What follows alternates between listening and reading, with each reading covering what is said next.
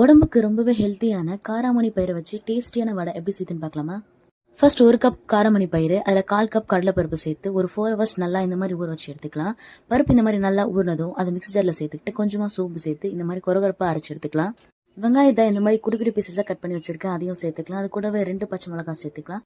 நறுக்கின கொத்தமல்லி, நறுக்கின கருவேப்பிலை, தேவையான அளவு உப்பு, 1/4 டீஸ்பூன் சோம்பு சேர்த்துக்கலாம். ஏன்னா ஆல்ரெடி நம்ம அரைக்கும் போதே சோம்பு சேர்த்துருக்கோம், ஸோ கொஞ்சம் கம்மியாக சேர்த்துக்கலாம். அது கூடவே 1/2 ஸ்பூன் பெருங்காயத்தூள் சேர்த்து நல்லா மிக்ஸ் பண்ணிக்கலாம். பயிறு வகைகள் உடம்புக்கு ரொம்பவே நல்லது. அதை அப்படியே வேக வச்சு கொடுத்தா கண்டிப்பாக சாப்பிட மாட்டாங்க. இந்த மாதிரி டேஸ்டியாக நம்ம வடை செஞ்சு கொடுக்கும்போது சின்னவங்கலேருந்து பெரியவங்க வரைக்கும் ரொம்பவே விரும்பி சாப்பிடுவாங்க. ஏன்னா நல்லா சூடானதும் வடையை இந்த மாதிரி தட்டி போட்டுக்கிட்டு 2 நிமிஷம் நல்லா ஃப்ரை ஆனதும் அதை திருப்பி போட்டு இந்த அளவுக்கு ப்ரௌன் கலரில் ஆனதும் அதை எடுத்துக்கலாம்.